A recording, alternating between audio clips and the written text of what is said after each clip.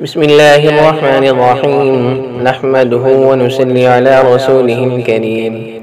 محترم سامعین، اذان جب ختم ہو جائے تو اس کے بعد درود پاک پڑھ کر یہ دعا پڑھیں: اللہم رب هذه الدعوة التامة والصلاة القائمة آت محمدا الوسيلة والفضيلة وابعثه مقاما محمودا الذي وعدته إنك لا تخلف الميعاد۔